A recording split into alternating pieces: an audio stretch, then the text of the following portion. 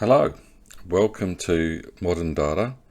This is a series of videos where I intend to unpack what modern data is and how we might create a modern data platform and how a modern data platform might operate and work inside an organization. So let's have a look at what a modern data platform is, what it means, where we came from, and what are the benefits, and what it really means to me is that it creates an environment that provides space for an operating model that differs from the past. So let's start by having a look at what I call the old way. Perhaps it's your current way, but the concept of a data warehouse. At the end of the day, a data warehouse is just a database server that's been built specifically for the purpose of delivering analytics, so OLAP workloads, rather than from transactional workloads, from OLTP workloads.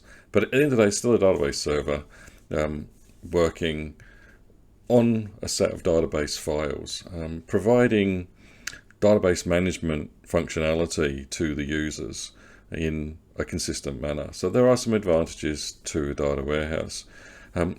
The biggest disadvantage from a modern data platform perspective is that we've got a combined storage and compute engine. The diagram here is looking at describing that we have multiple users who potentially have resource contentions on either this single server or a known number of clusters of servers with fixed cores, with fixed memory.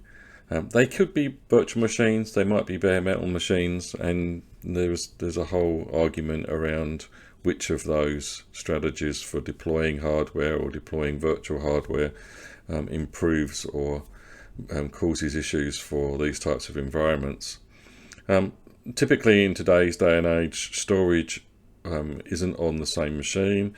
It's on some kind of network storage device or some kind of SAN. They provide extra performance improvements. But typically those files aren't shareable. So they're typically a proprietary file format specific to the database engine that's being used. And multiple database servers aren't able to share the same files.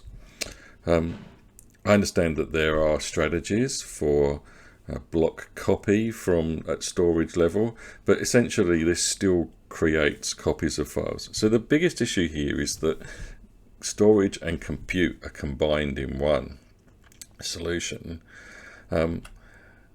We have additional challenges around fixed resources. Now, there's going to be people out there say, oh, well, this is a virtual environment, we could create servers, but essentially, in most circumstances, this would mean stopping and restarting machines to reconfigure numbers of cores or the size of memory.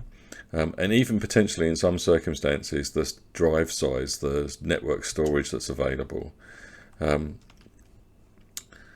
These are typically always on and always costing money. The challenge here is that, yep, there are strategies where I can look for inactivity and I could bring down my environment to save some cost. These traditional technologies tend to have a long lead time in being able to bring those environments back up again low. So they're hard to scale up, and they're again hard to scale out. So different technologies have strategies of creating copies or replicas of the databases on the host or the lead node that allow for read-only access to the data on other servers or other pieces of hardware. Yep, this solves the problem in part. It still does not provide us with the ultimate flexibility that we might be looking for in a modern data platform. And all of the time, scale out means copies of the data. The traditional method of seeking better performance in these environments is, as we probably all know from our history, is indexing. And really what you're doing with indexing is we're potentially creating more copies of the same data. Yep, you're going to say to me, well, actually, I'm just creating an index that points to the data. Certainly on some technologies, we might create covering indexes where the leaf nodes of the index also include attributes from the record. These are full copies of the data to provide ways in which the database engine can create more performant environments. So the overarching challenge here is that all of these users that we see here, they are all competing for the resources that reside inside this solution, regardless of what they are. Database or data warehouse administrators will always be fighting to make sure that the resources available for this set of users matches the peak. And typically most of these types of environments see times of the day or the week where load is in excess of what the resources are capable of delivering, and then we see a service degradation.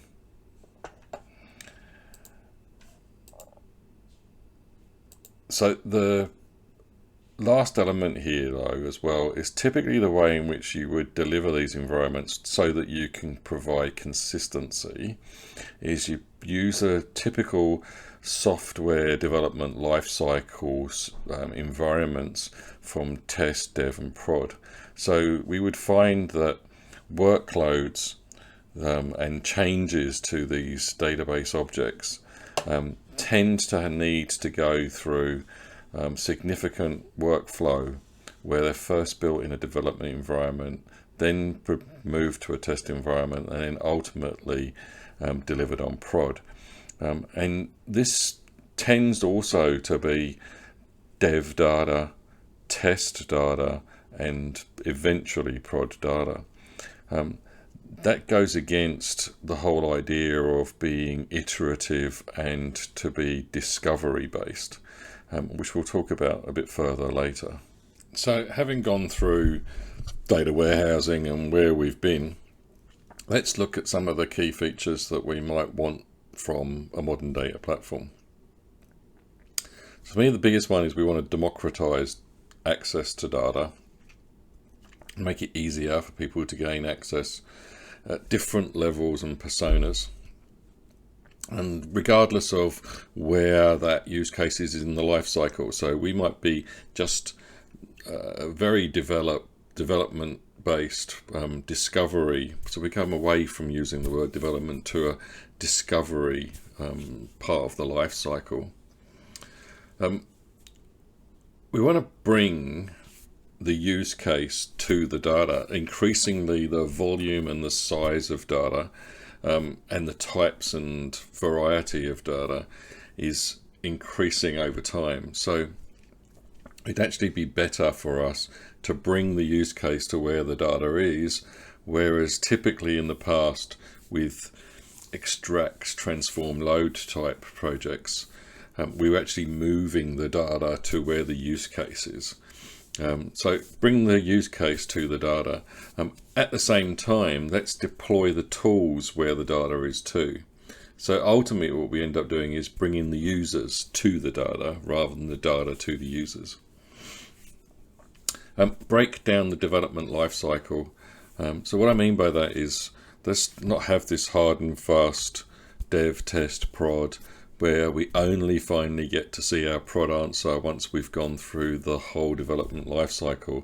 Let's move to a exploration and iteration model with potentially some classification and then some testing and deployment to a production or a trusted zone. That's like an industrialization process. So we're fostering a fail fast style. So at any one of these stages, we could get to a point where we say that actually that answer is of no use to us, or it doesn't answer the question, or we can move on to a different solution to answer the question that's being set by the use case. From an environment and from a technical perspective, we're really looking for no noisy neighbours. So to enable us to be able to use the same data set for multiple users, we actually need none of those users to really recognise that anyone else is in that environment with them. So sandboxes, so we can provide them a sandbox environment where they can safely do this exploration. And multiple environments quickly and easily set up. So this will also enable the transient use case against prod data. So quite often some of the questions that come up that need to be answered by data analysis, the answer to the question will decide whether or not we want to move forward with that use case. So it may be confirming a hypothesis that may be right, might be wrong. This is obviously for analytical workloads only, for OLAP workloads and not OLTP, and this is non-transactional. So I've put there not writing back. However, there are circumstances and there are patterns which we can deploy that can actually take these answers from this analytic environment and deploy them as new answers in a production environment. So the enabler here is a separation between storage and compute. And what we're actually trying to do here is we're trying to create an environment where there are no noisy neighbors. So I can do heavy workloads over a certain data set, manipulating that data, and somebody else can also read from the same data set and do different workloads.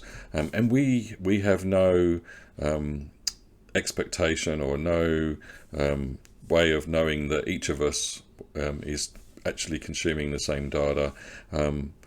So we need negligible storage contention for that.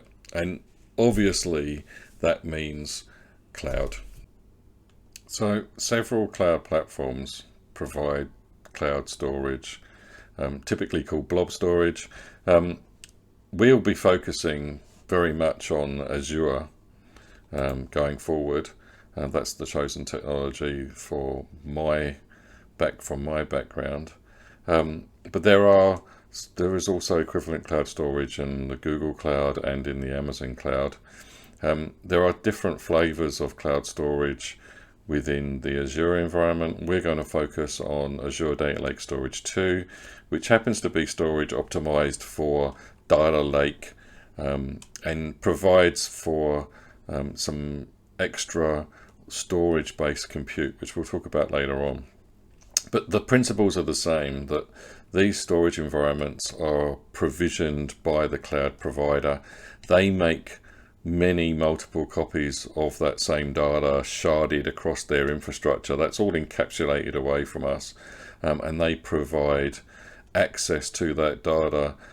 Depending on which products that you choose, that will potentially provide you with a very, very performant environment, far outweighing the performance of individual network storage that we've been used to in the past. So we've got network storage on the cloud, and we know that's performant. We can save files there that include our data. So we're going to need some way in which we can read and manipulate that data and come up with the outcomes that we're being asked for in our use cases. And I've only listed 4 here. There are multitudes of these available. Google has BigQuery. Amazon has a host of different tools available to do this. Databricks is actually available on Amazon and on Azure. Databricks is a Spark-based, or Spark on top of Hadoop-based environment that reads from these cloud files. And SQL On Demand is the new offering from Microsoft Azure that is similar to BigQuery from Google. We effectively say, here's the location of where the data is stored, and here's the query that I want to run against that data, and that engine decides how that's going to be executed. So if I've got complete separation of storage and compute, I can have, and I've got very low contention on that storage where those data files are stored, I can have as many different nodes reading from that storage as I wish. Obviously there has to be some kind of high level maximum contention, but for the purpose of this process we're going to suggest that there is no real noticeable contention. So I could have a dev environment reading from that set of data files, and they can be production data files that are being dropped into a place where they can be read from. I can have a test environment reading from the same as well. Or I could have my prod environment reading and writing, or reading from those files and creating these data outcomes. The element that moves from dev, test, and prod in this scenario is actually just our code that allows us to manipulate that data. So the data under the hood is the same data, it potentially is the same production data. We move away from thinking of data as being dev, test, and prod, and really being the consumable that moves through the pipes. If you think of everything being a pipeline, it's the fluid that runs through the pipes. So it doesn't matter whether it's dev, we can still run the production data through the dev environment. We can still run the production data through the test environment. So that means I could have an environment doing a data science lab, or I could have my own environment, or I could have a finance environment where they're building out just finance answers, or I could have a sales environment where they're building out just sales answers. It really becomes no restriction on we have to take our workloads or our development through a development process, through a test process, through a production, and then deployed to production process. We could create one of these environments and then destroy the environment because it was only just for one purpose. And I think those of us with experience in this space are going to say, oh, hold on a minute, that looks like a hub and spoke model, which is true. Another element here is that these environments don't need to be on 24/7. So while we're doing development, we can run data environments. We can run the infrastructure necessary to run those pipelines because they're provisioned on demand. And even during production, because the way in which data is created and the way in which data is executed, or the use cases are executed, so the query is executed, this is provided on these environments in an on-demand basis and on a pay-per-use, so a consumption model basis. So it really changes fundamentally the way in which we think about and how we use and manipulate these tools and manipulate the data. So we've got this hub and spoke model around a data set. It actually now drops a new issue. The new issue is, how do you govern data in an environment with this amount of flexibility? Previously we had dev, test, prod, so we had the governance was really in place by our ability to move workloads and move development outcomes through our development lifecycle. So we actually need, through a data governance, which I'll go into in much detail in other videos, but we actually need in data governance in this environment to understand the answers that come from different spokes of the hub and spoke model may come with different levels of authority and trustability. So an answer that's come from a dev environment, for example, will not necessarily be wrong, but it hasn't been through the full life cycle process yet. They are very useful answers though. An answer that comes from a sales environment will have a sales tinge to that answer, implementing sales business logic. So data governance is an important element going forward in an environment with this much flexibility. So this is a very simplified solution overview of what might be the case around a modern analytics environment. So what we're trying to describe here on the left hand side is we have an application with some users that has a database behind it that creates data. It's creating new data. It might not necessarily have to have a database, but it's creating new data.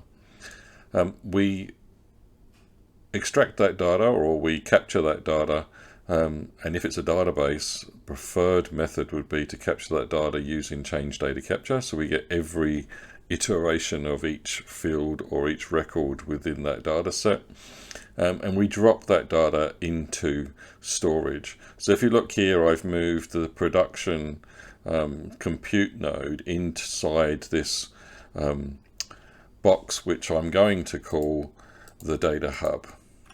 So we have our OLTP environment, our online transaction processing operational environment, and we have our OLAP, our OLAP analytical environment, and in our data hub we have our central storage of data sets and a central configuration for our compute.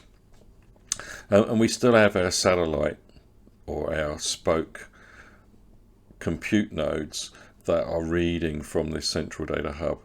The dotted green line is basically showing us a route back to our production environment. So let's just say that one of the processes here produces a new data set that's very interesting for the application that we're servicing as an organization. That might have been created by a data science lab. We can pick that up from our production node within our hub and spoke model, and we can push from our data hub back to our operational environment. I see this as an unbroken cycle, always moving clockwise, never moving back the other way. And we'll move into details later of how we manage the change life cycle of data in this storage account, or in these files that sit on this storage. We certainly have to think differently around solutions for that than we did in previous iterations of, say, a data warehouse solution. So really and truthfully, that concludes this video, which is about what is a modern data platform and what are the parts of it. Further videos in this series are going to focus on the examples based around Azure Synapse Analytics, which is a product on the Azure cloud from Microsoft. It's the latest iteration of their tools around modern data platform. We'll also specifically be using Azure Data Lake Storage 2, which is an optimized storage available for workloads of this kind on Azure cloud. And the three types of compute that we'll concentrate on are SQL on demand pools, Spark pools, and the integration runtime, which is behind pipelines and data flows, which some people will recognize as the previous Azure Data Factory. So all that remains is me to thank you for your time and attention, and please look out for the next presentation in this series. Thank you.